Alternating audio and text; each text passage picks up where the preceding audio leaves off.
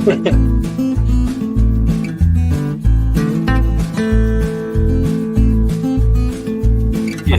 great.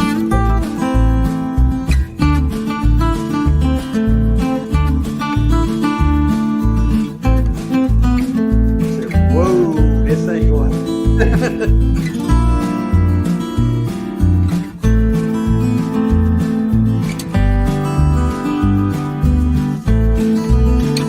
Be down the side. And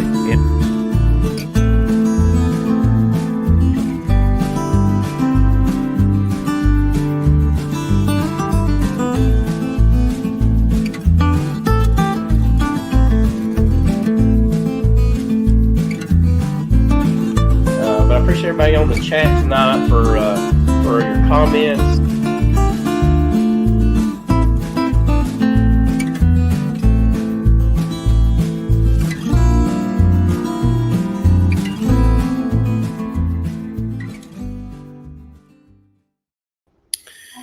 Well, hello, you fine folks. Welcome to the e-communication, and we're glad to have everybody with us here tonight. Looks like we've hit a little more cold weather up here where I'm at. It's been a little chilly, a lot of rain, and just not really suitable to really get in your bees too much. I will say that I took a couple of colonies down to Keith Spillman that about 3 weeks ago was still doing fairly good. They were swarms that I'd caught late season, and took them down to his place to see if I couldn't get them boosted up to do some splits and add some queens to those colonies. And then he called me up and informed me that one of those was really weak and the other one had died. So 3 weeks can make a big difference. These two colonies, like I said, were late season swarms, and yeah, I've been nursing them all through winter. So that's the way beekeeping goes. I'll have to re-strategize my queen rearing ideals, and it's always an obstacle with beekeeping. You think you have a plan, and either the bee have a different idea or something that's going to kill them. So definitely not fun. And thanks to Keith Spillman, who's on here tonight, he said he would get both of those colonies back up and going for me. So he's a very good friend, and it's nice to have people that's willing to help you out and give you a hand. So appreciate that, Keith, man. You're awesome. So what's going on with you, JW? You had any problems like that? Are you good still? No, not yet. May have after tomorrow. We'll find out. Yeah.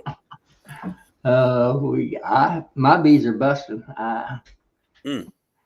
They're really stout, and they're really going at it. We had a perfect bee day today till 3:00. And the rain's come in. It's been raining off and on since. So supposed to get out of here tonight. Hopefully, Tom and Melissa's supposed to be out here tomorrow. Awesome. Pull some stuff out of mine for nukes and so forth. So we'll be doing a lot of splitting and scavenging and hunting and cussing and just and the whole bit, So hopefully things work out for them. I think he's been double dutying it the last couple of days. They're putting in queens. He bought a bunch of queens from down there off some guy down in Florida. I don't know the man. So anyway, said they got there in good shape. So they was trying to get them all installed. So I'm assuming they'll be on. I'll assume they'll be on here after a while. They get in from their activities. Yeah. I know they're really, really busy, and most beekeepers are here trying to get your stuff up and going. I know that I'm supposed to go help a lady with her bees, and again, the weather's been kind of cold, so I haven't been able to do that. Matt Booth from Hives for Heroes, he's gotten a nuke for my trainee. So she's supposed to go pick that up. So we've got to install that. She lost all 3 of her colonies. So, it's just a really busy time of the year. Again, the things here hasn't even hardly bloomed out. Our maples have popped finally. We're starting to get a lot of nectar from that, a lot of pollen, but it's just a hard time of year to get everything going, and you have your family life and everything else that takes place also. So it can be a stressful time in the spring, and uh, I know last year I didn't get my supers on quick enough, and then I ended up having all kinds of swarming. So just one thing after another, and JD, if you're not careful, that's what will end up happening to you when this weather breaks. You'll probably have swarming left and right. So I certainly hope not. Not if I can get through tomorrow and do what I want to right. do. Sometimes you can't keep them from swarming, and I'm telling you what, based on the activity today is the first really, what you might call an exceptional bee day we've had in about a week or so, because we've had, over last weekend, I had 8.2 inches of rain, Right. about 3 days, and it's been a little bit of a, I was telling some friends uh, today, they was asked me if it was wet here, and I said, yeah. I said, it's wet. I said, I stepped in a mole run, went in and cleared my waist, but that's not necessarily the case, me, but it is really, it's dried out a lot today. Yesterday it blew. It was chilly, but it blew about all day. It sucked some of that moisture out of the ground. So What hopefully was it your doesn't too much tonight. So it'll be decent where we can get around tomorrow. So what was your low temperature for the last week, JW? How low did you well, I get? had one night got down to 27. Other than that, it was above freezing the whole time. Uh, I think it was 3 nights ago it got down to 27. Yeah, I think we popped 20, and our highs for that one day was 40 degrees. It was not fun. Did get to light the fire back in the house and run it. So we did that the last 2 days. And when the show's over, I may throw some wood in it tonight and get it started. So it doesn't feel nice to have a warm stove burning. So, and our poor bees up here, I mean, they just seem to get started when building up. And the next thing you know, they're cold. So um, maybe we can get through this. So Give me just a second. I'm a little dog out. He's whining around. that's fun. We got Melissa here. Hey, Melissa, how's it going, girl? Hello, good. How are you? I'm doing great, doing great. So It's been a couple of weeks since we've been able to join you on a Thursday. yeah, that's the case. And then we was just talking about how busy you guys. Yeah, where's Tom at? And I'm missing, You missing your other half. the other half. Yeah, he we've been making splits all week this week. It's been crazy. And then tomorrow we're supposed to go out to JW's and do some stealing of some brood out there. But one of our bee yards, my cousin owned the property. She inherited it from my uncle who passed away, and they sold it.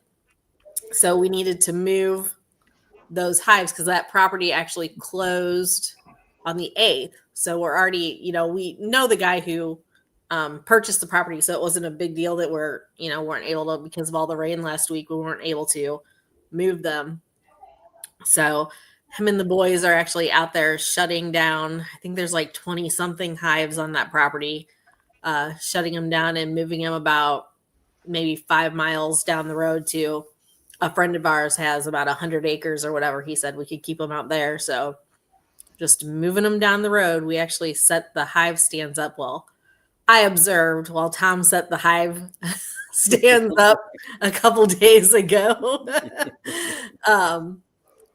So that yard's all ready. They just have to move them from one location to the other location. So hopefully he'll be back before the end of the video.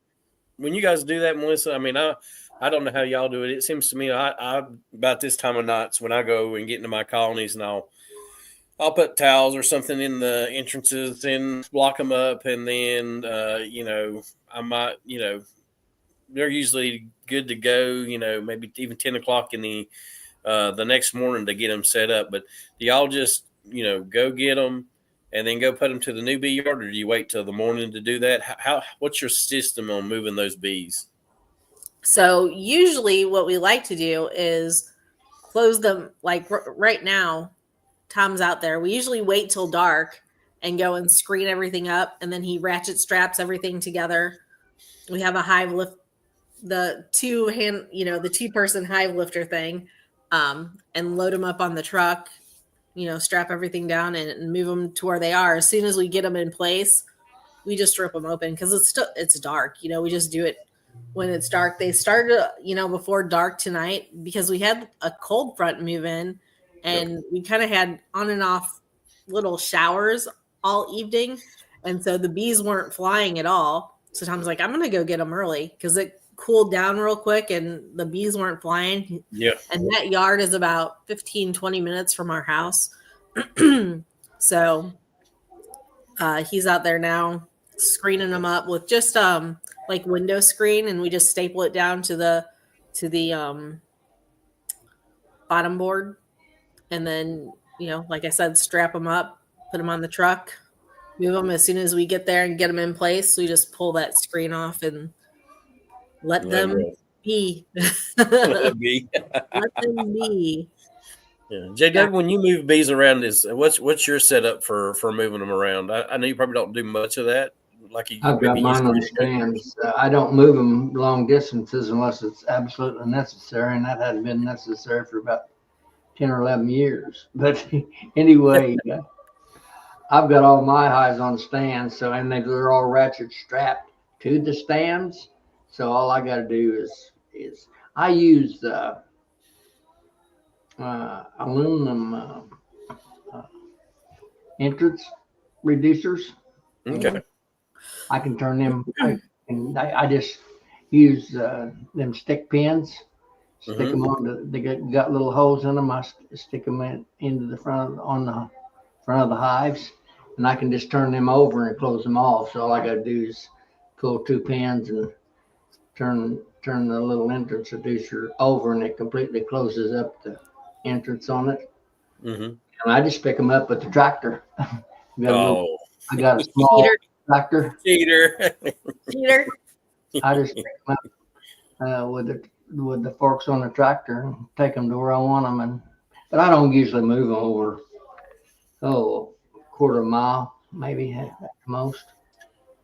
So I will say this is a pretty interesting story. I was moving some colonies out of Tennessee back to North Carolina, and I hadn't much farther got across the state line, and then I noticed bees were kind of just coming out of these colonies that I had strapped the night before to move in the morning, and one of the entrances had come open, and there were bees. I could see them flying up, and then the wind taking them back, and I thought, "Oh no, this is horrible!" And like I said, I just crossed the state line. I pulled over, and I was getting ready to get my bee suit on, and a cop pulled up behind me, and he started walking up, and I'm like, "Man, you don't want to come out here." And he looked at me real funny, like, why is this guy telling me what to do? I'm like, I said, "These bees are coming out of this colony. I'm trying to get my suit on." He's like, "Oh, okay, I see." He ran back to his car just as fast as he could go. I finally got that entrance stuff back in and went on down the road. So, but I think he felt like I was, being mean or whatever. But as soon as he seen them bees, he was ready to get in back in his patrol car. So, really funny little story. So how many colonies are you going to split tomorrow, JW? About 30. Ooh. Planning on 30. it. We have to go do 30 tomorrow? 30? Yeah, imagine. Holy cannoli. Wow. Better get your eyeballs tuned in. I already have to get up early to drive all the way out to your house. My goodness gracious. Well, you want to sleep. Better sleep before you get here, because I'm not going to know. sleep. Well, let's see. We'll 30 see. times Some of them may not 200 be. is what? Yeah, we're looking somewhere in the neighborhood of be 25 to 30, I'd say. Yeah. That's no big deal. You don't have to move them, Yeah. While I'm thinking about it, go ahead. You might want to bring that hive lifter. Okay. Seriously, you throw it on the truck. If Tom's got it out, you think about it. I'll text him right now so he leaves it on the truck. Because it's so soft, I don't know if I can get my little tractor around Okay. every place or not. One yard's pretty soft yet.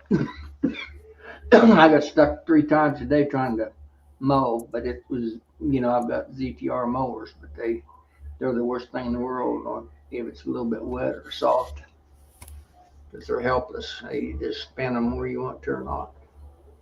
Yeah, I think today we didn't get started because he had to meet with a landscaping customer and stuff like that. So we didn't get started until between 11 and 12 today, like actually making splits and stuff. And I think we ended up making,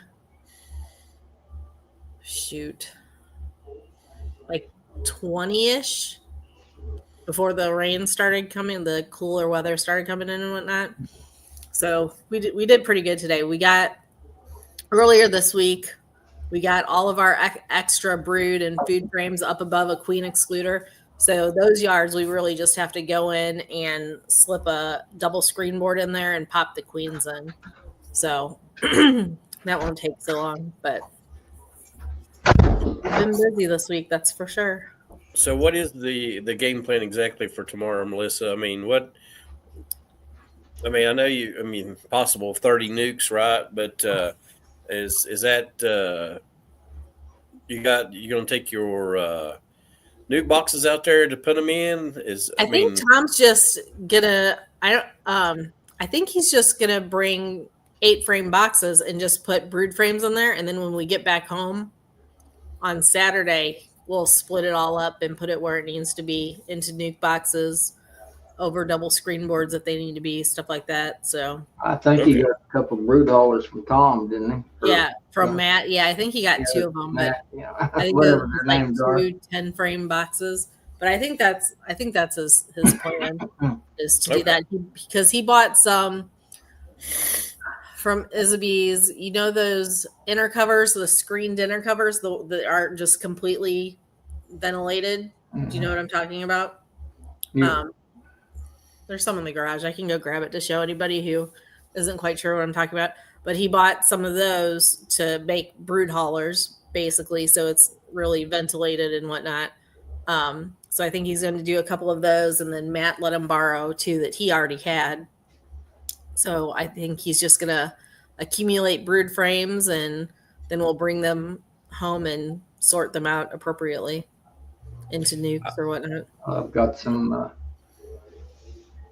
I've got a couple of those FMA hives ready for him too. Yeah, that's what he had said. Yeah, you can use those also. So I mean, I've already got mine either screen boards or double screen boards or queen excluders in mine, so we won't have to. Yeah, that's what he was saying.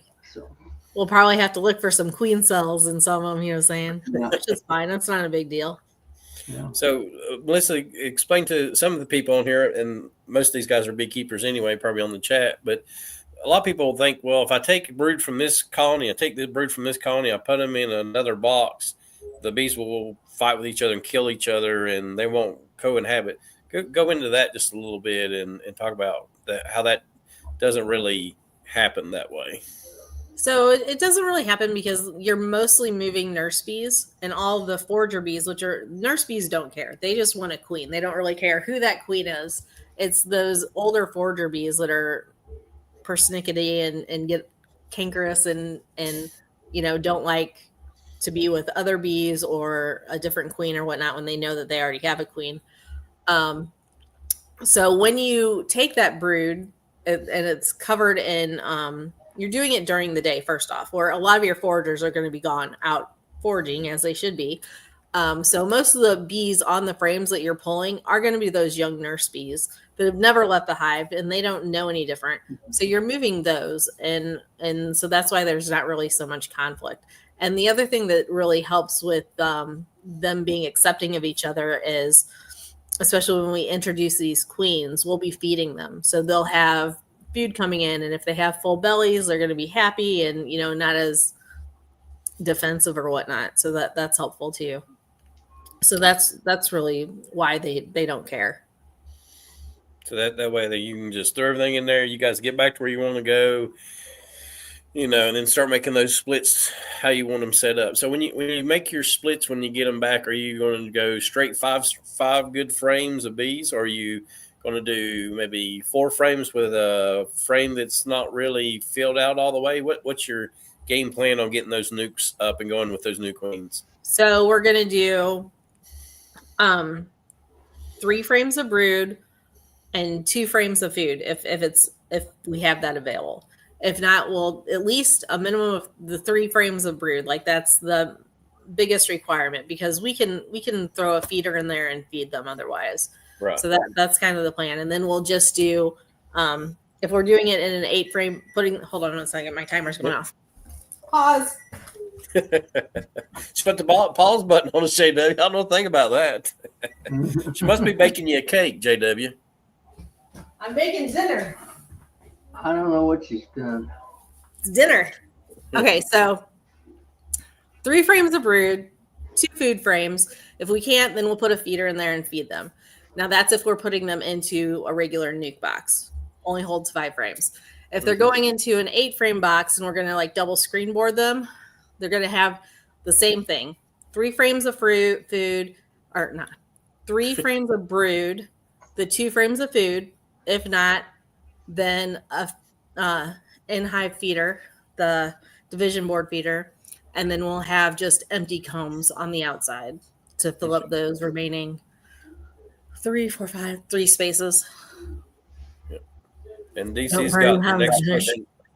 Next question I was going to ask you here: are these nukes to sell right away? Or these, colonies starts? I mean, what you guys got going on with these? A little bit of both.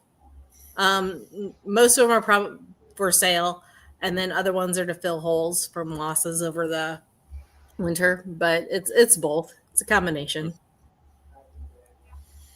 Tell you what, it's nice to have a good friend like JW around. I tell you, Mr. Master Beekeeper. I know. I tell you. Yeah. I wish I lived closer to him. Maybe I get some kind of good deal from him like that. I wish you did too. I wish you did too. I'd put you to work every day. Yeah. JW, I'll be right there with you. A little work doesn't scare me very much. So, I mean, Tom's. You see, he's skinny as a rail. I know he works, but I've seen kind of Melissa sit on a bucket a little bit. So you'd have to work on her just a little bit. So. I do. I have my stool or a bucket while I'm going through my hives. I can't, my hip. So my hip gets out of whack. And so I don't do well standing and bending over constantly. They'll be going. That's why a lot of them we're putting in 8 frame box over a double screen board and not just throwing them into a nuke. Because then when we go to sell the nuke, because these queens want to make sure they're laying appropriately, right? That we're popping in there. So Tom wants to grow them for at least 3 weeks to make sure the queen has a good laying pattern. So most of them are going to be in an 8 frame box over a double screen board. And then when we go to pull the frames for the nuke to sell, we're just that extra brood will make another split for ourselves. So that's kind of the idea there, is basically use them as kind of resource hives at the same time as pulling a nuke out of them. And I think that's so smart. And I did 5 frame nuke boxes. I built 50 of them, and I wish I'd done 8 frames. And just what you say, if a customer comes, they want a nuke, I can pull that right out of that 8 frame box, right? And I can give them that, and then I can either rear me some more queens and throw in this one, or let them make their own new cell, and just let that process go. And that 8 frame let it build up again. So you 5 frames out of it, and just continue that process over and over again. And 8 frame really works out really well for selling nukes, I think. And then, so we run double 8 frame brood boxes. And when we're going through these and assessing them and pulling resources out to make these splits, we're leaving 4 frames of brood in the bottom with the original queen. So there's 4 frames of brood, and then we're trying again, like I said, to leave 2 frames of food, pollen, honey, nectar, whatever, and then empty frames for her to continue to lay in. And then putting the double screen board on top of it, and then all the excess, well, not all the excess, but the 3 frames, the 2 food frames above that.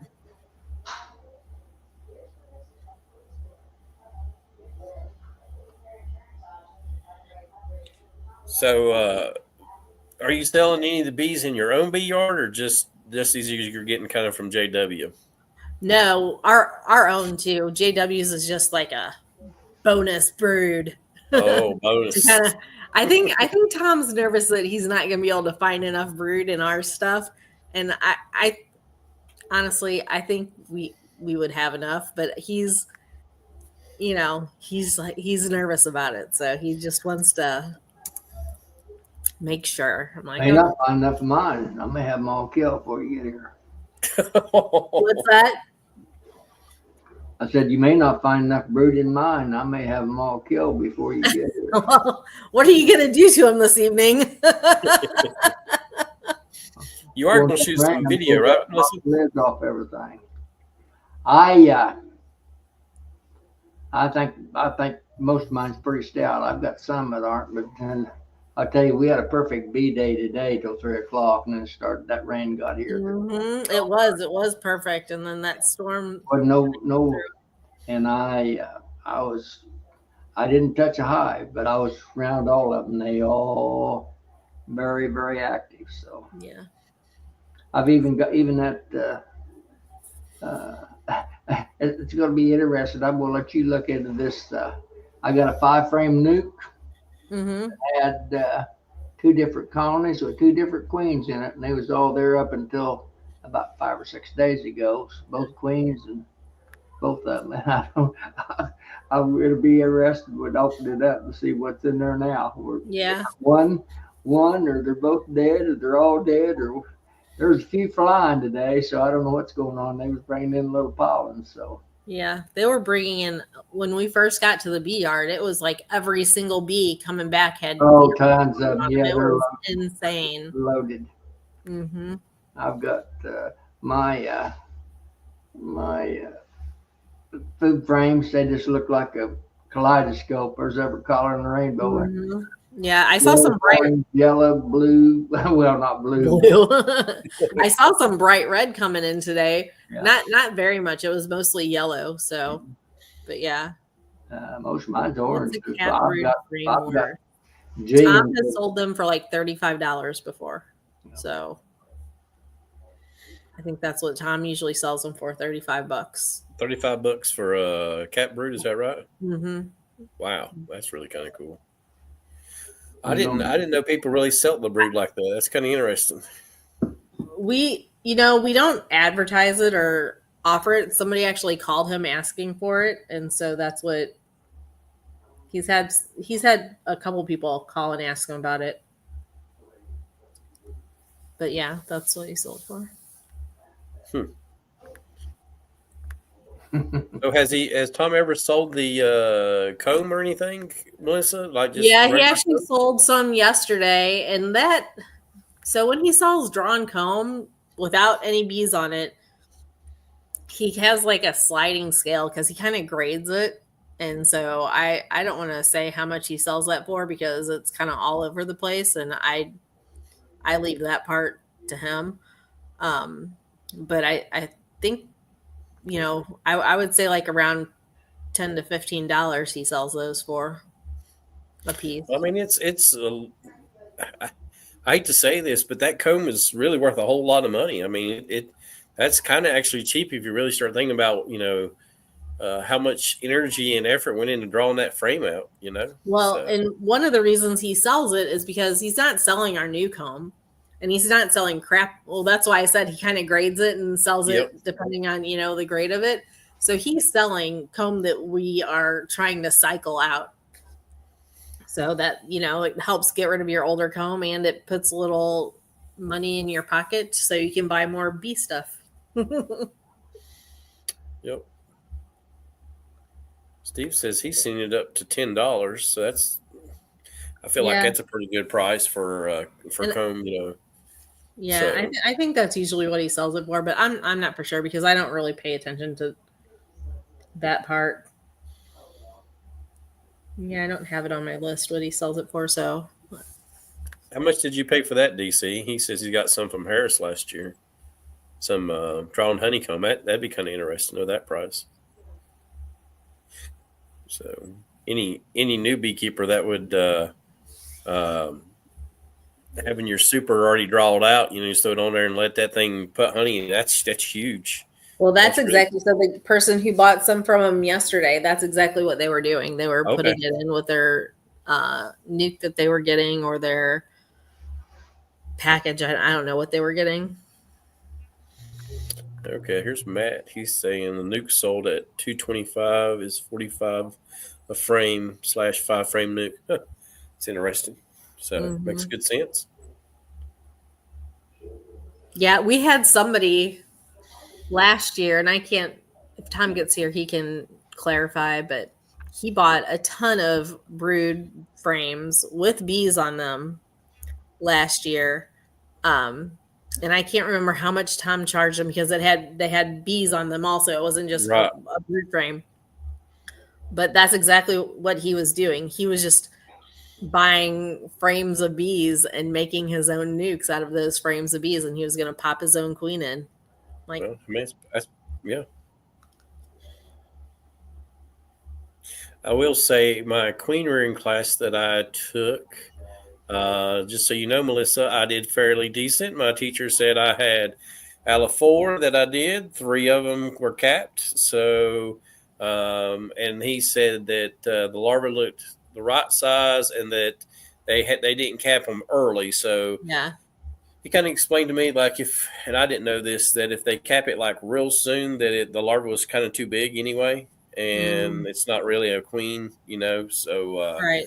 um, but he said my 3 look good, so that makes me feel better about my queen rearing There you process for go. this year. So maybe I do know what I'm doing. Maybe I just not got But my setup correct. isn't it so helpful though, attending a class like that, to have somebody really point out exactly what age, what size larvae that you're looking for, when Yep. you're trying to graft. Like, because that's one thing that intimidated me about Yep. grafting, and I kind of kept holding off on it. I was like, I don't want it takes time. Like, it's not, especially when you're just starting, right? Because you got to set up the starter finisher. You got to, identify something. You got to find an appropriate frame. There's a lot of work that goes into grafting until you really get into, the groove of it. And it was just always intimidating to me because I'm like, I don't want to spend all this time, setting up this and doing this and whatnot. And then I graft and none of them take because I'm not getting the right larvae, or I'm not doing it right, or I'm injuring them, or Yep. whatever. So having a class like that, to have somebody like really be over your shoulder and say, well, oh, you did a good job getting it in the cup, but that larvae is about 5 days too old. Like, Yo. it makes such a difference because just that clarification of exactly what you should be looking for. Yep. And then, you know, I was fortunate enough, Tom and I, to be able to go down to Dexter where Corey is, Mm-hmm. and take that class like 3 years ago. And it was amazing. Like, I really am thankful that we did that. And it's not cheap. Like, those classes aren't cheap. I don't know how much yours was, but I think ours was around $100 a piece. And we actually just got Corey confirmed that he's going to do one for EMBA here in July. So if anybody's interested, check out the EMBA website. You guys That are always rocking. registration's open now, but those classes, if you're interested in grafting, really are invaluable. Like, Yep. it was so helpful. Yeah, I mean, it's our master beekeeper at our bee club, but he's like, hey, you flip that larva over, or hey, Mm-hmm. you cut a larva in half, and look at you, you've got debris on your thing. You need to wipe that off, clean it, and I'm like, oh, well, this is good. I got more royal jelly. No, he's like, you need to clean that off. Start over. Just start over, do it again, and just the little bitty things like that. I think makes a huge improvement and just gives you more confidence in the Right, graphic. exactly. And one of the things that Corey did anyway is he brought a variety of different grafting tools. It wasn't Yep. just the Chinese, and I never knew that there were other like, because you always just see everybody using this Chinese grafting tool, Yep. and I do not like that Chinese grafting tool. I cannot see, it takes up too much room in the cell, and I can't see around it. Right. And Corey, he uses that master grafting tool. And that's the one that I actually like too, because it's so thin. That little tongue just comes out and gets right underneath the larvae. It takes a little bit of practice to get used to, but if we wouldn't have taken that class, I never would have been able to experience using all the different types of grafting tools that there are. I So would have when you known. got your grafting done, again, my master beekeeper did that, and he's like, "Hey, next Tuesday you've got 3 queens coming off." He said, "You need to make your splits," and so we even got to, you get to get the queens. Yeah, got some queens also out of this. That's that cool. We get to pop in a few colonies, so that's pretty good. I know, JW. Have you ever done any grafting, JW? You just do it the old-fashioned way. I don't graft. I've got a personal graft to her name's Cher.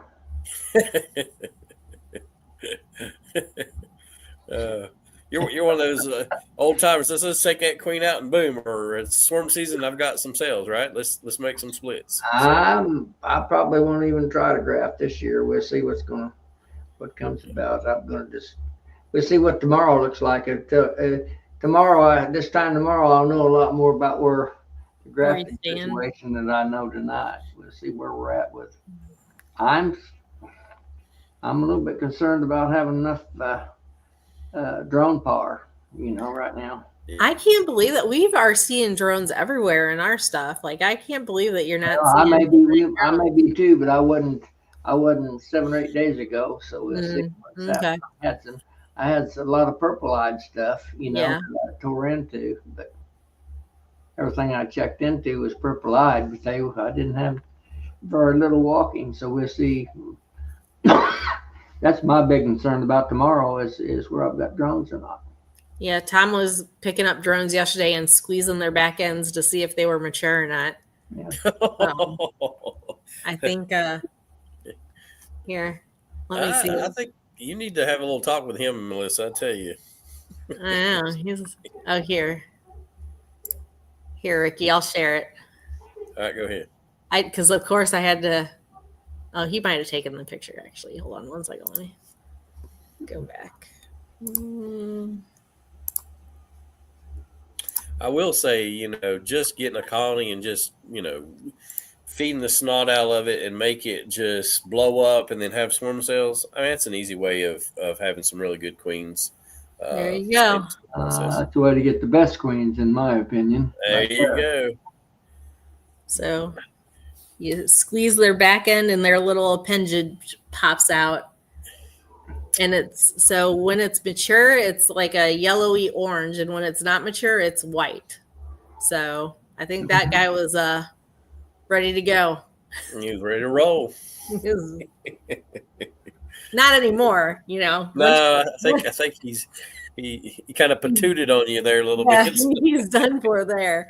But yeah, DC, I don't think he enjoyed that. Well, that come out here popping all mine, killing everything I got now.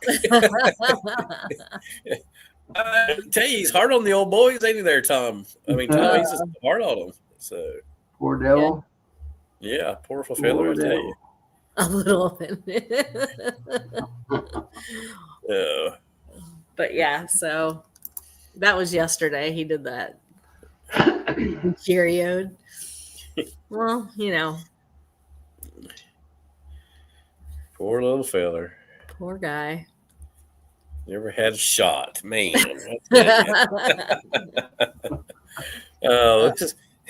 It's a hard world out there, I got to say. So. No, to be honest with you, my eyes are just getting to the point, that I don't graft unless I have to get myself. So. Well, I used to not do much grafting either, JW. Just kind of let the bees do the work for me, and there's nothing wrong with doing it that way. Grafting is definitely a technique, and it takes a little bit of an artist to be able to do the grafting, and I don't feel like I'm completely there, but I do like to try different things, and it's a lot of fun, especially when you're with a group. With the group that I was with, we had a lot of fun and carried on, and It was good to see that. I think most everybody did really well with it. I think we might had one or two people that just had one cell to take, but hey, that's more than you had before, right? So it's a lot of fun being with a group and doing beekeeping. It's like here tonight. It's fun to have a group together and talk about bees. So that's what makes it fun. Yeah, So. we've got a good grafting expert, I'd say, in our area. Northern Kentucky, Kent Williams. He puts on, I don't know, I haven't seen any. Usually, when is that? It's usually in April, is it? Melissa, when he puts, his bee school thing that he does. Yeah, I think it's in April. We actually when we had him in last year at EMBA, we had talked to him about it. Because there's no way we could make it over there in April. Like that's just impossible for us. Yeah. So if you ever talk to Kent Williams, he's amazing. He's like a super generous guy. That bee school, anybody is invited to that. They charge nothing. They feed everybody. He's like, yeah, if you show up late and you want to learn about this, and we've already gone over it, that's all right. We'll go over it again. You know, he's just so nice and gracious. So we'd actually talked to him about like if it would be possible doing like an EMBA bee weekend, up there. And he's like, oh yeah, just because he travels, because he does speaking engagements and almonds and this and that. He's like, we just have to coordinate it, and that'd be great. So next year I might try to coordinate something to do that. But yeah, he's amazing, and if we could get there for the bee school in April, I would love to do that. So if you guys, that's what I want to try to do. Just can do it, refresher, whether I do it or not, it's confidence builders is what I call them, that's. Well, it doesn't cost you anything except for your time off, because he's like, if you have an RV or a tent, like you are free to camp on their property, or you can, I think there's like a little hotel in town, which I don't know how far away town is, but yeah, like it's just awesome. People that do that kind of stuff and, give their time. And obviously if he's feeding people and, he's putting a lot into that, like, that's just cool. Yeah, no doubt. Yeah. Matt, you need to come on here and tell us how much you got done and how you did it. Say that again, JW. I said Matt needs to come on here and tell us. I've got some questions for him as to what he got done and how he did it. Oh, Matt, he's calling you out again tonight. You better. Well, all I know is yesterday, Matt came and picked up some queens, and him and Tom did nothing but this for like an hour. While Tom's rushing me around all morning. We got to go. We got to get to the bee yard. And then Matt shows up. Like, whatever. It's like a bunch of ladies on the phone. It's a lot of gossips you got to get through, when you see your buddy. So. Oh my God. Like they never talk, right? Yeah, but Matt's nicer to him. I just hung up on him. Or cut him off. I just cut him off. Which one do you hang up on? Both of them? Or just Tom? Just Tom today or yesterday, whenever it was, we talked. He was talking. I said, gotta go. Bye. Yep. He's something else. Oh, well, I'll keep him. I need somebody to lift the heavy boxes. There you go. Smart girl. I do have a show and tell, though. Uh-oh. So we got. I don't know. We got in the mail today. Oh, look at that. Some of these. Does anybody know what these are? Yep. No, they don't have the cells in them, right? Gray plastic boards with holes in them. Well, it's brown, actually. It's tan. So these are Michael Mahar's 21st Bee. What are his frames? We got some in today.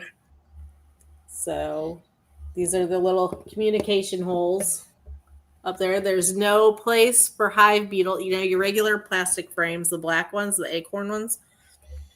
There's places for the hive beetles to hide up in here. There's no place for hive beetles to hide. It's a completely solid frame. It smells amazing, like beeswax. Sticky everywhere, even on like the entire frame is sticky. Is there holes down the bottom of those two, Miss Melissa? Right there. Those holes. Is that what you mean? Yeah. Yep. An observation. So No comment.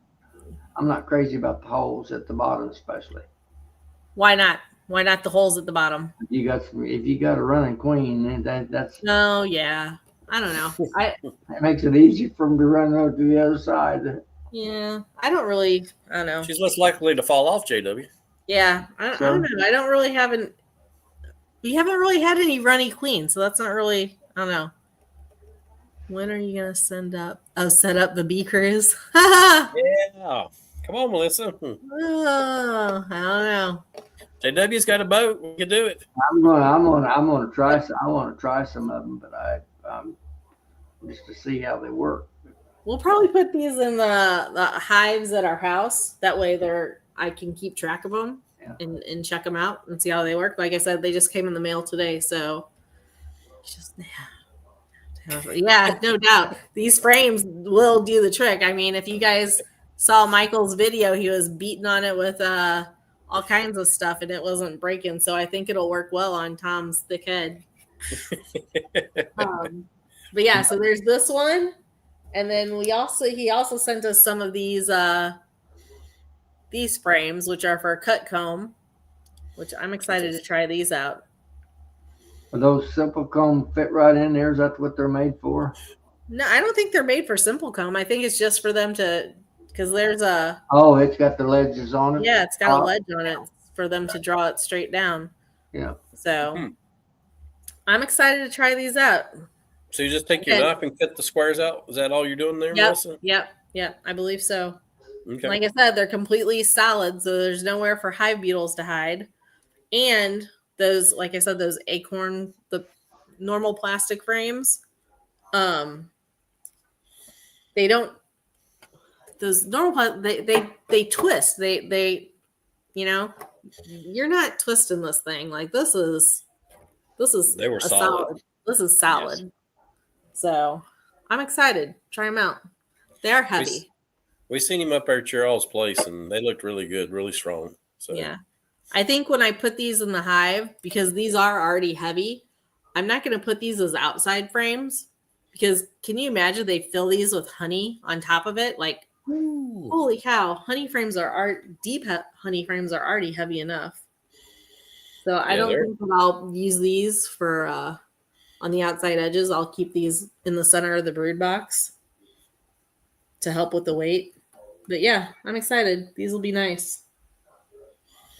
Thank you, Michael. Yeah.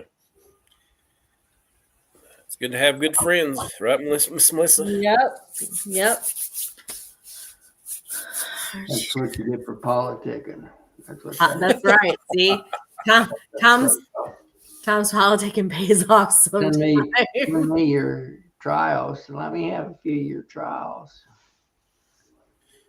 So Peter says the brown ones are the regular size and the yellow ones are small cell. Yes. Yep. So the small cell is for honey, or tell me what the small cell is. It's still for brood. It just there's more cells on a frame, so it's still a brood frame. Okay. But everything we have is regular size. So. And he did have some big cell size also, correct? I don't know. I can't remember. Pretty sure. I want to say yes, but I'm not positive. Okay. Uh-oh. I don't know. You're in trouble now, JW. Yeah, I can't get skinny. Do you have that? Do you get everything installed? Oh, look who we got. We got Brian, too, at the same time.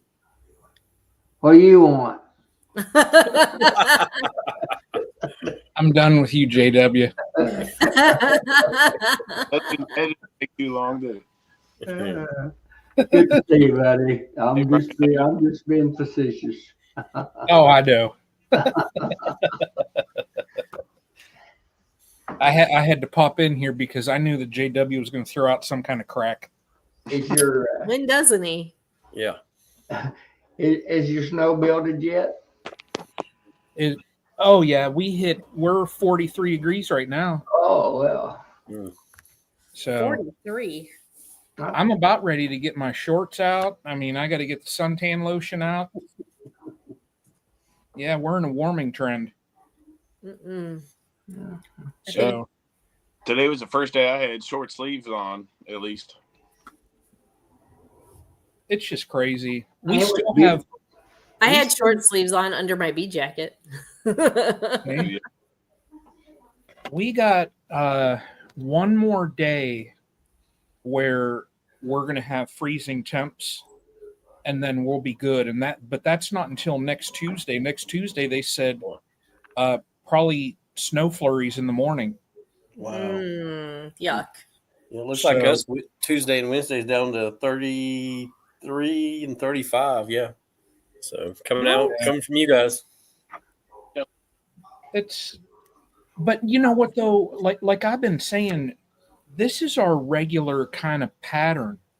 Like what we had last year was way out of normal. Yep. So, but you know, it is what it is. That's all I say.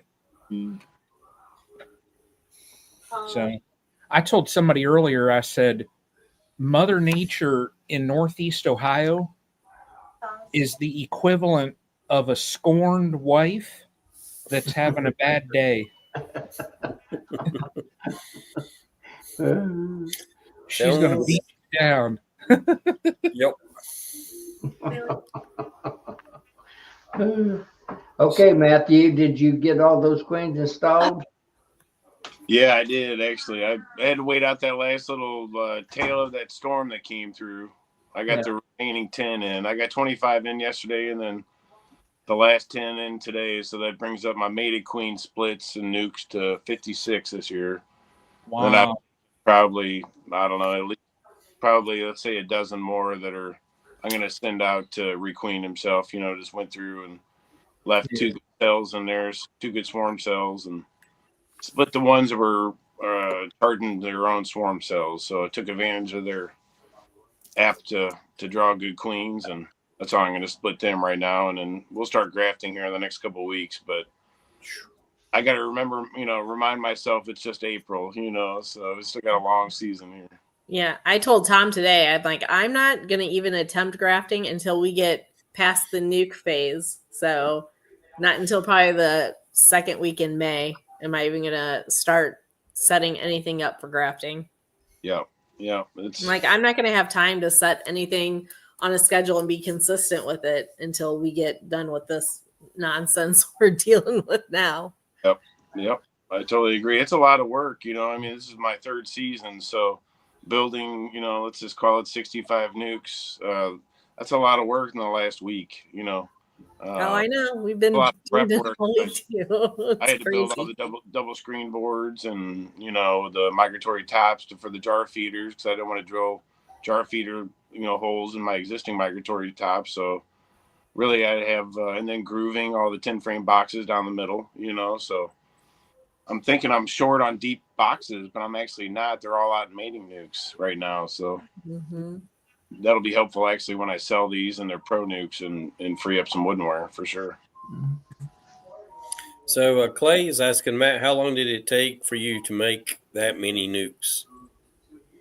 Well, that's I would say in total about a week and a half probably of actual, intentional nuke making. It started really because my bees coming out of winter were pretty stout. The ones that, we had about a 10% loss. So we did lose some colonies, and we had a good, at least a dozen probably that went through in triple deeps, and they came out in basically 8 to 10 frames of bees in each one of those. So it was pretty simple. I just basically pulled one of them, thinking the queen's going to be in the middle or upper box. I just pulled her off on her own stand so I could deal with her at a separate time. And as soon as I found out for sure where the queen was, then I knew, everything else is for grabs because she was sitting in those singles with at least 4, 5, 6 frames of brood. So Yeah, ours had about 7 to 8 frames of brood in them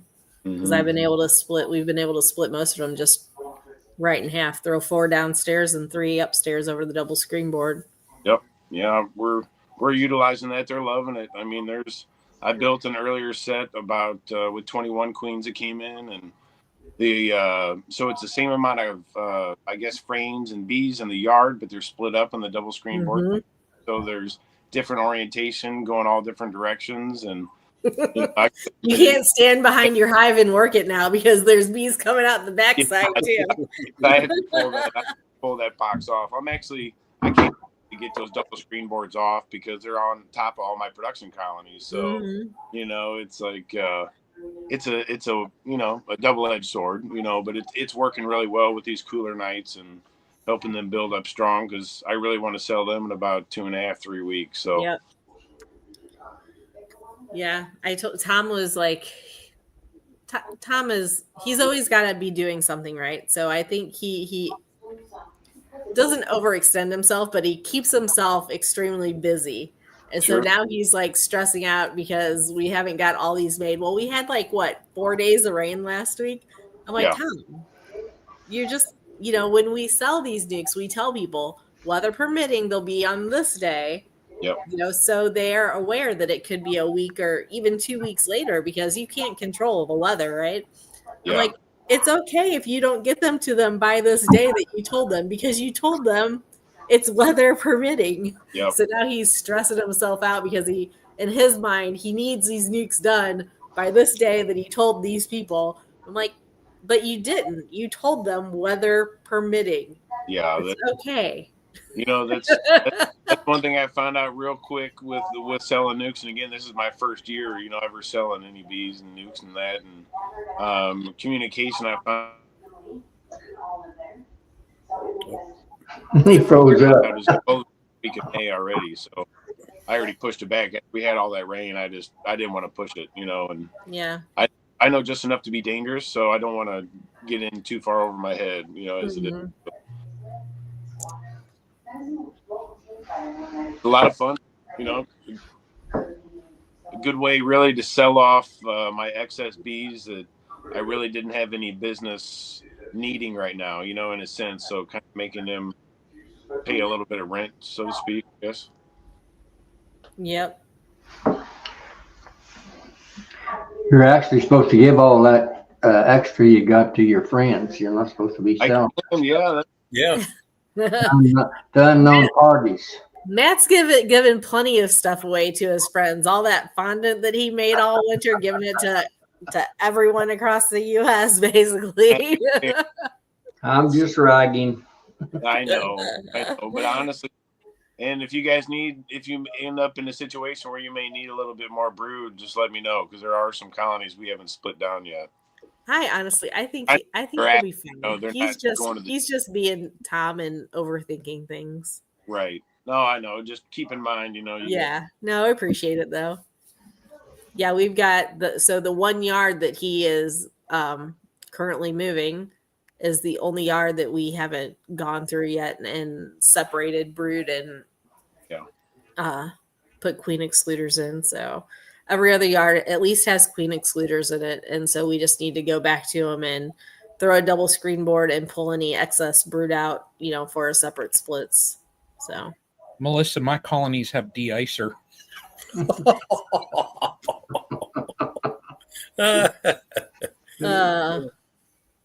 Above the double screen board. Yeah, I bet. Ugh. You do use those insulated tops, don't you? I did. They're all off. Yeah. Yeah, you guys can keep that cold weather. If I could move further south, I would.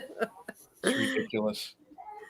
I keep trying to talk Tom into Melody and Dennis, like, hey, we should get some bees and keep them down there at Melanie and Dennis's place in Florida, and that way we can start grafting queens earlier. And he's like, yeah, but I'm like, Yeah, but then we can go down there, like, for all, because they start brooding up and all that, like right after Nabi. They're Yep. basically busy in their beesland, and I'm like, we could be down in Florida from like A month. mid-January Yeah. until the end of February.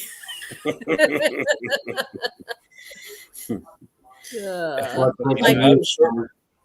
I'm sure they'd put you to work, Melissa, too. So I mean, that'd be a I'm win-win sure. for everybody. I'm sure. Yeah. I'm like Brian, though. I mean, it's like I start so late every year, so late. And everybody else is getting started. It's like, oh, when am I going to get to do something? So Yeah. Well, and you really feel like you're kind of dragging your feet this year because everything last year was so early. Like, yep, I feel like we were already having swarms this time last year, yep. and like swarming, like calls are just starting to come in. My first swarm that I had last year was April 9th. That was yesterday. Yeah. And we had flurries this week. So Nope. we normally, though, I tell you, to be honest, like where I'm at in my area here, our swarm season usually doesn't start like early was like second week of May, but it was normally getting towards that third week or so in May was our norm. Mm-hmm. So we're probably on par for that, because if you look like right now, last time I was in my colonies, well, now I didn't rip any frames apart. I didn't need to, but I didn't see any drones flying. So you figure like where we're at now, if you do go 4 or 5 weeks from now, that's probably about right. We'll probably start to hit swarms in about 4 or 5 weeks. Mm-hmm. So that'll be like our norm. So, but I'm actually, what I've been saying though is the rain that we have had, I've already had to cut my lawn twice. Literally, like in between snowstorms and that, I go out and I cut the lawn. Yeah. It's growing like a weed. That's crazy. But I mean, even Tom didn't have, I don't even know if he let the boys cut the grass the other day. Our grass hasn't been cut yet. But like I was thinking about it, we haven't had that much to bloom yet. Like our trees are just starting. Yep. The daffodils have been about a week now. The forsythias have been about a week or so. So I'm looking at it like, okay, next Tuesday is our last cold day. And then we've got like a day in the mid 40s. Then we've got like, at least it says like the last 4 or 5 days on our forecast is like mid 50s and 60s. So I'm pretty much looking at it in that all this rain out there, when everything does start, it's just going to come on. Mm-hmm. And that'll be good. Yeah, exactly. Right. So they've kind of been held down now, but I'm looking at it like it's a good thing, Yeah. Well, that's one of the nice things about making these splits is hopefully because we're breaking them down really hard. We're only leaving 4 frames of brood with that queen of our, our bees. And then we're going to put another 8-frame deep box on top of that once we pull the double screen boards. So they have, that to work into. And our flow really won't start until, I don't know, it kind of starts the middle of April, but won't really kick into high gear until May. So that'll give that queen enough time to keep laying and building up her numbers to where they won't be swarm numbers by the time the main flow hits, but they'll be, robust colony size and enough to bring in a honey crop. So that's the plan anyway. Right. We'll see if they follow the rule book. Yeah. Good luck. Ricky, you're flagging questions. Yeah. I have to I got one here for you. Brian, where are you with your hives, and what's your plan to build back? So I've got 3 hives now. I feel okay with it. I actually have a very optimistic outlook on this year. Let me see here. Not that I'm counting the days, but in 16 days, I'll have packages that I'm picking up. I also am going to get some nukes from Greg as well, and I'm going to split my colonies. So between those three, between splits, packages, nukes, I should be around 20 colonies. I would imagine probably what, mid June. Mm-hmm. So now I want to get to between 20 to 25 is my number where I'm like aiming towards. Um, I've been going over and prepping equipment just to get kind of like a tally on everything. I got a file on my phone now where I literally like go into the notes and I'm like, bottom boards, deeps, mediums, everything, so I can get a tally.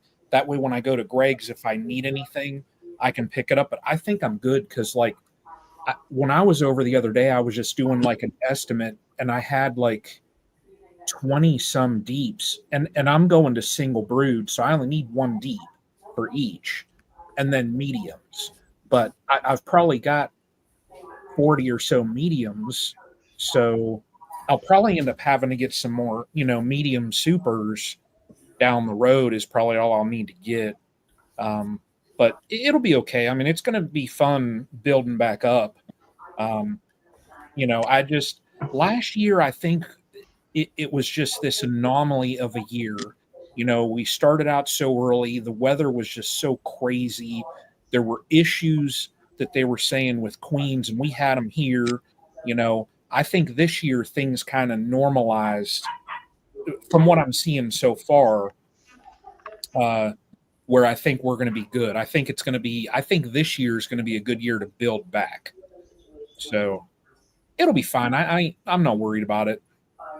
So Well, I hope you're right, Brian. I'm right there with you. It's going to be a huge build back year for me, getting things going and catching swarms. It'll be back to the beginning. I feel like I'm almost back to the beginning, like I'm a beginner beekeeper starting all over again. Let's get it going, right?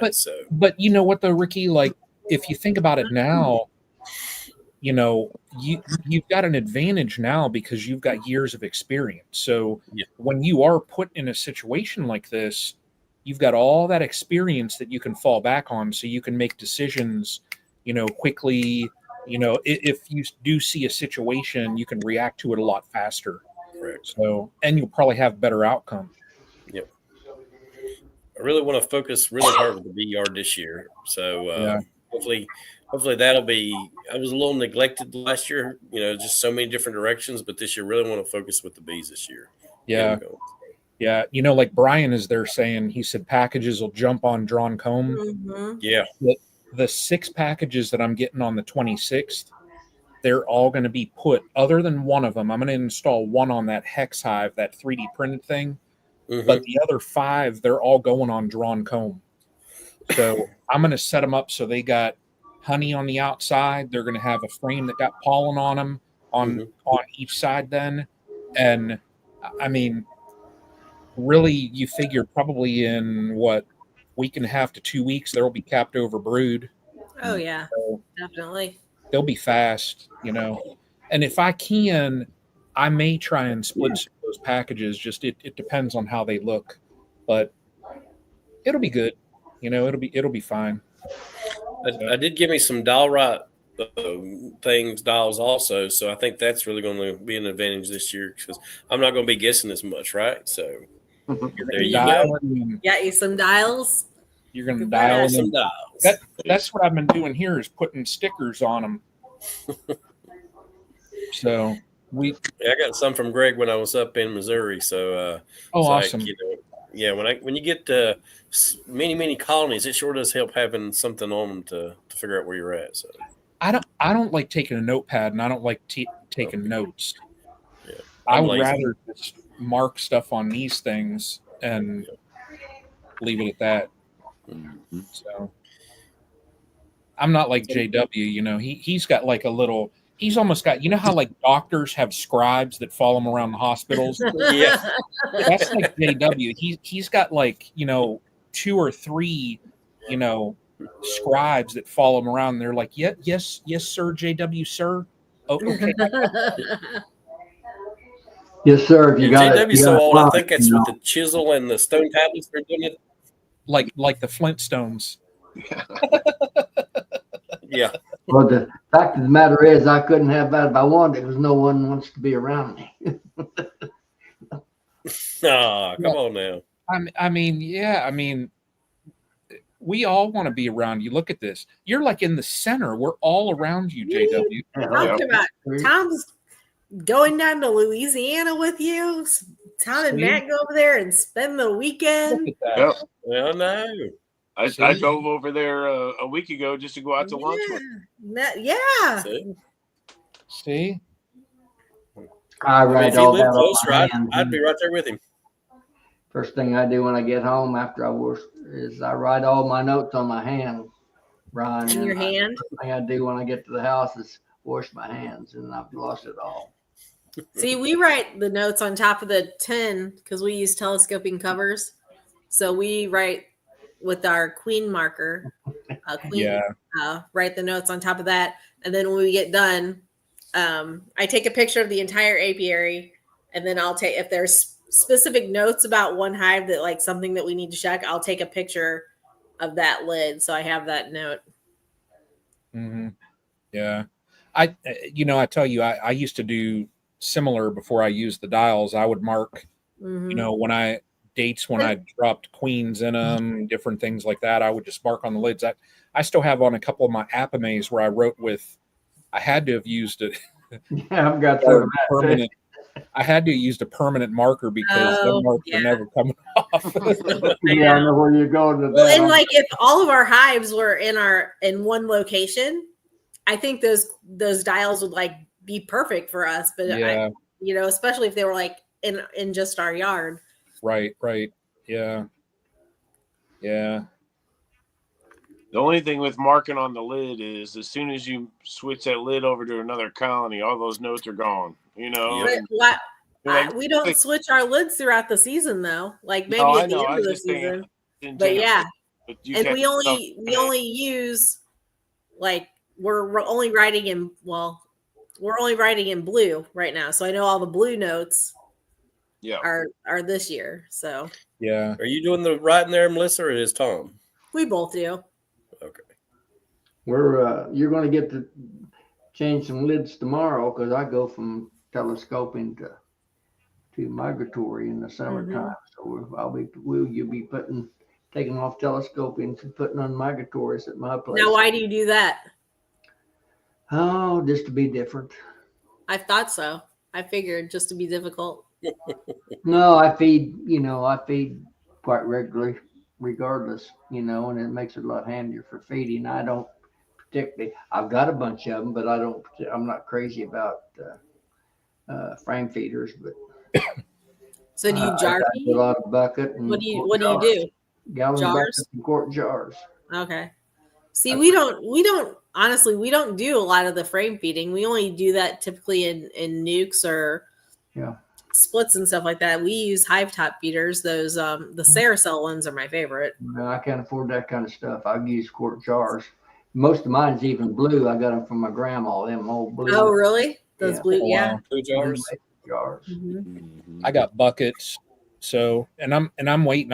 I was planning on throwing my darn buckets on my colonies here this weekend, but it's like I got to wait until we get after that freezing day next week. Buckets may be froze to the top. Yeah. My problem, like if they were in my yard, it'd be easy. I could put them on and then go out and take them off, but they're not at my place. And then I've got a bunch of stuff going on over the weekend. So it's like, if I put them on, then I might not be able to get back over there. And then if I get busy, I don't want to risk the 3 colonies that I do have having syrup purge on top of them. Mm-hmm. So that literally would be my luck. So what kind of this time of year, Brian? What kind of syrup would you put on them? Is it like 2-to-1, 3-to-1? What's your game plan there? Thinner. Yeah. Although I tell you, I still have some syrup with the Hive Live in it from the fall. I've got a 5-gallon bucket, so that'll get used first. Yeah, okay. Just add more water to it. Yeah. It's probably 2-to-1 if it's from fall, right? Yeah. So yeah, I'm going to use that up first just to get rid of it and thin it out. Yeah, yeah. So Ricky, I apologize for popping in and out, but I've got a batch of creamed honey that I'm flavoring and have to go in and stick my finger in it and test it. So don't you tell anybody I'm selling that to now, Melissa, that I I won't tell anybody. Not a soul. have you guys seen that? What is it? Hey Honey or something? That stuff that Greg is selling. Did you see that The- Hey Honey at The Nabby? yes, honey. Yes. The drink. No. No. They've got these creamed honeys that are flavored. They have garlic flavored honey, Mm-hmm. Oh my and goodness. they used like they literally dried the cloves and they used a garlic powder in the honey. Oh my god. I mean, I just can't stop with that stuff. Mm. Like It is really good so cooking. good. I made a fresh loaf of sourdough today. And man, when that sourdough was it was still warm. I just squeezed some of that on there and spread it. Mm. Oh man. Mm. There's nothing better than fresh baked breads. Yeah, fresh bread is amazing. I'm telling you. Yeah. Yeah, it was so good. Oh, Steve got some too. Yeah, that garlic honey. Oh man. I didn't even know they had it. And when I was down at Greg's last Saturday, he said, "Oh, you got to try this." And when he pulled it out, Susie was like, "Oh," she said, "I can't put that stuff." And Susie told me she's like she had to cut Greg off from grabbing that stuff out of the cooler because she said he's going through their inventory. Oh, God. Yeah, that stuff was so Need darn. more than they're selling. Yeah. It's easy to do with that stuff. Yeah. I'll tell you something else. I was up at Jason's place, and his buddy Gunner gave me some honey, and I tried it, and I couldn't really get the flavor. And he'd mixed the honey with Obey, and that was really Obey? good. Oh, Huh. didn't Yes. With what? Interesting. he did that? He gave us those tastings when we were all there. Yes. Yeah, that's right. Yeah, I remember that. Yeah, that was awesome. Yeah, we had Surprised that. me. That's the first time when I tried that lanternfly honey too. Yeah, that's right. They had all them different honeys. Yep. Hmm. It was delicious. Interesting. Yeah, I'm that's making cherry amaretto on this bunch. We'll see how that turns out. What'd you say? Cherry amaretto. wow. I'll taste test it for you tomorrow. Yeah. You guys better shoot some videos. That's reserved for me. I can only use my finger. I'm telling when I allow in the I got in trouble for taking a video yesterday, Ricky. Oh, did you? Yes. Well, Tom was setting up that bee yard that we're moving. Well, that him and the boys are moving the bees to tonight, and so I was, I was videoing him doing all the work while I sat there on the not yet set up hive stand, and he's like, he knows I'm videoing. He's just ignoring me, right? And so I go to video him like do the next stand. He's like, "Will you just stop already?" I'm like, "What?" I go, "The first one, I got all just your butt in the," because he was, his bottom was facing me, and he's like doing, tamping down dirt, digging things, doing all the hard work, lifting the 50-pound blocks and whatnot. And he's like, I really don't like people just sitting around while I'm doing all the work, and you're videoing me sitting around doing all the work. I'm like, well, I'm not lifting those heavy blocks. I don't know what you want me to do. Yeah, that's a professional landscaper. I know. Like, I didn't sign up for that to be my job. Wait till he leaves JW's. He's going to have blisters all over his hands. Oh, yeah. Yeah. Steve Amos, that's where I got the idea from Lisa's amaretto jam. I figured so. I figured that's where we got it. Stuff. I've got to get a hold of her. I want some more of that stuff. Oh my gosh. At Nobby, that's like, as soon as he tasted that stuff, that's all we heard about the rest of the night. How amazing that amaretto jam was. Yeah, good stuff. I just finished. It was good. I'm saving this for a special occasion. I've got about 2 slices of bread worth or a good warm bun or something worth of it left, and then I'll be out. No, countdown. Save for a good homemade biscuit or something. Yeah, really good. Yeah. So we garlic infused products. We have one person that buys about a gallon of honey from us every month, and she makes garlic infused honey and sells it. Mm. I've not tried it yet, but she must sell a decent amount of it. She is always buying honey. Like, why don't Now, you Bud, just buy a bucket? It'd be much cheaper. have you tried any of the infused? Have you tried to make any of the infused honeys? Have you tried that? No, I wanted to experiment with it this winter, and then we just never had time, so So easy. haven't done it yet. Is Yeah. it? I know you did the bourbon barrel, but what else we have you have the done? bourbon. Yeah. I do the hot honey, and then I did vanilla infused honey also. Mm. That vanilla honey, I was selling them in the the 1 pound glass muth jars, Mm-hmm. making them look all fancy. I was selling them for $24 a pound in the vanilla honey and that. And I mean, I had like 16 or 17 of those jars left, and they were gone in like 2 hours at the market. Hmm. So I had one that I didn't seal, and I would just pop that and give people a little smell, and they would. I mean, one lady was like, "Oh my gosh, I'll take 3." Mhm. Like, okay, ma'am, I'm going to package these up for you. Yeah. Is that just with Now, the Jake, vanilla? So like the whole bean? Yeah. So what I did was when I heated up the honey to like it's same way I do my hot honey. I heat it to like 105, Mm-hmm. and then with the hot honey, I put in my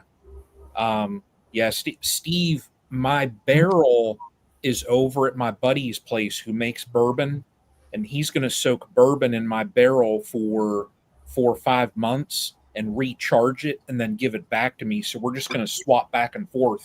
Wow. I'll do bourbon honey, and then when I'm done with it, I'm going to give it back to him. He'll re-soak it, So, and I'm going to give him a jar each time. So, yeah, we worked out a deal. But my hot honey, I heat it up, and then I put the seeds in it. The vanilla infused, I do the same thing. Now, I use, in a sense, 2 beans per pound. I'll cut a bean first, and I scoop out that caviar stuff, Mm-hmm. put that in it, and then I filter it to pull all that out, and then I put a bean in it just for looks, Gotcha. So and people ate that up. I mean, they did look really nice. I mean, that nice muth jar, with that vanilla bean down it, they Mhm. looked really nice. But I mean, that stuff sold like wildfire. Yeah, that's awesome. That's a great idea. Yeah, I saw it at a store. Like we were out. You know how they have that small business Saturday after Thanksgiving?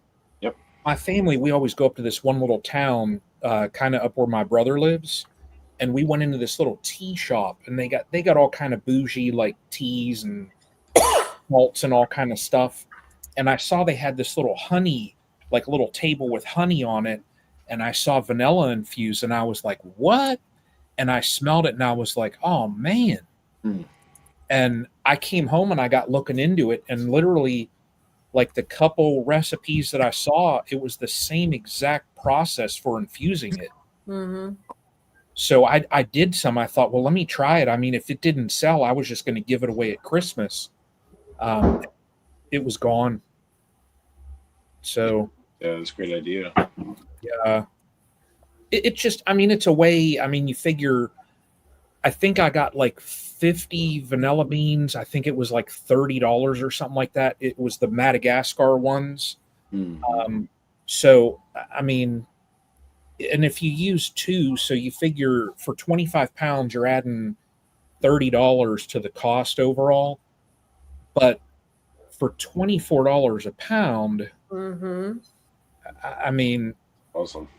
yeah, you're making it up pretty darn fast. So your bourbon honey, what do you sell that for? What are you putting it in, and what do you sell it for? I did those in the glass muth jars also, the 1 pounders. Mhm.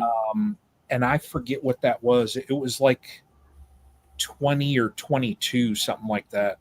Okay, because we sell ours in flasks, Oh, 10.5 ounces, and we sell those for $20. yeah. And those like sell like crazy. Let's see what Steve says there.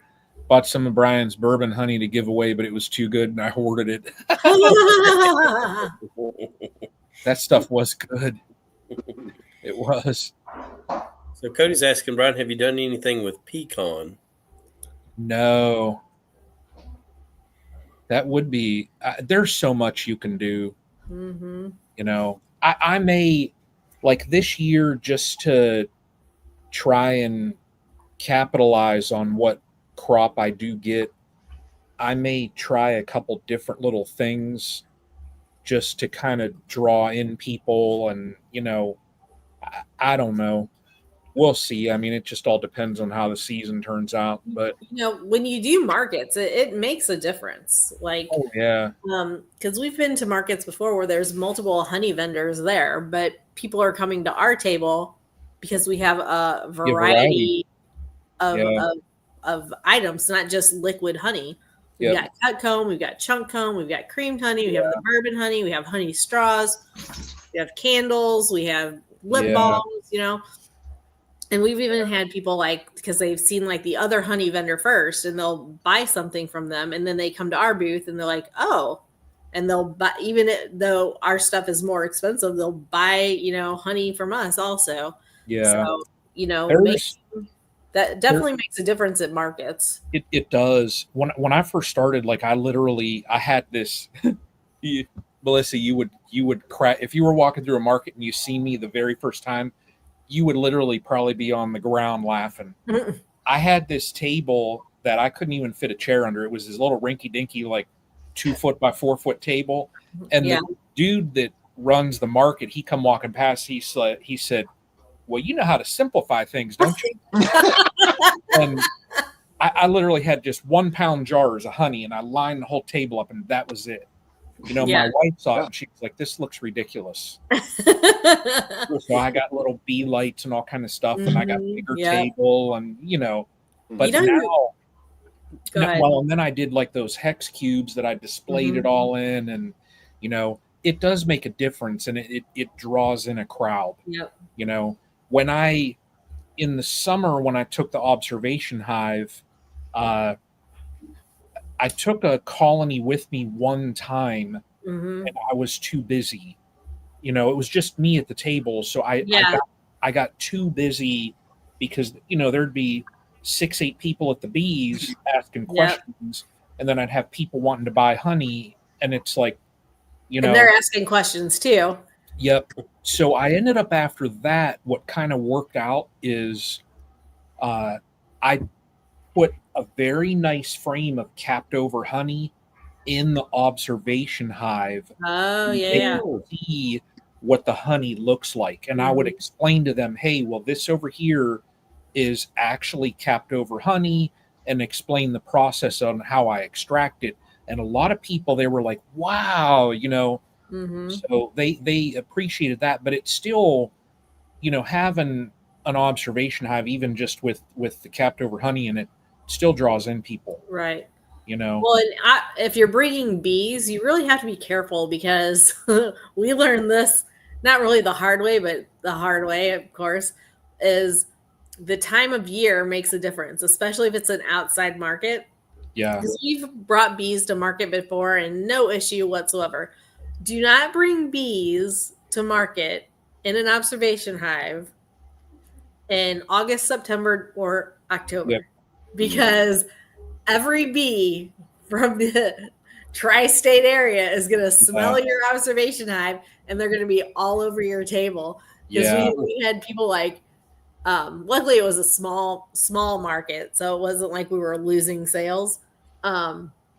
But we had a couple people that were afraid to come to our table because so many bees were coming to the observation hive to check it out. So we actually ended up taking the observation hive and putting it over by our car in the shade. Oh yeah. Because it was drawing too many bees to the table. Yeah. Yeah, offering samples. We offer samples too. Yeah, I do that. Yeah, and that I always tell people right before they try it. I tell them, I'm like, if you try it, you go and buy it. Yep.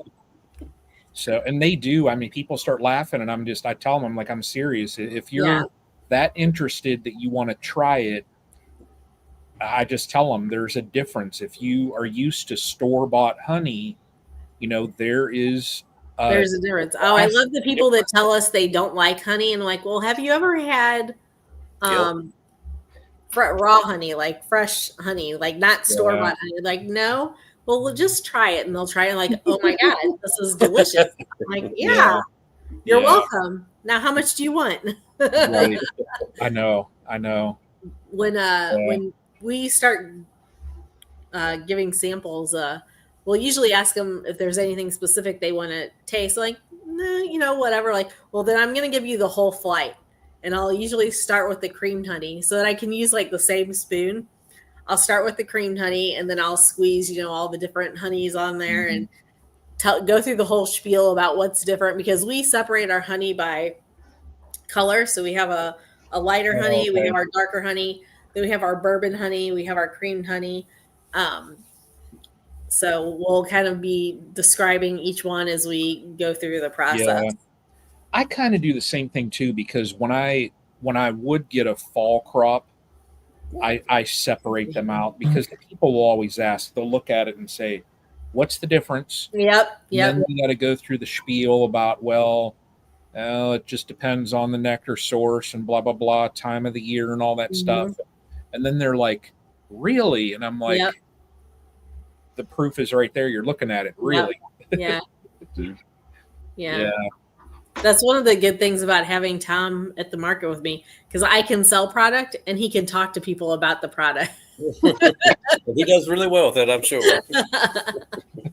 Yeah.